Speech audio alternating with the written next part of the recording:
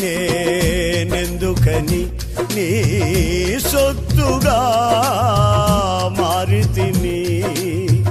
యేసయ్యా నీ రక్తము చే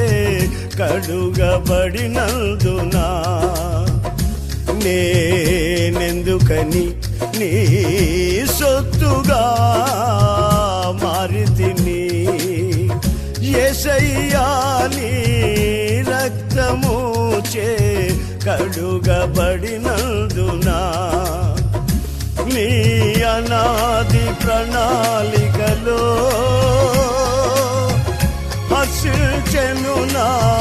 హృదయ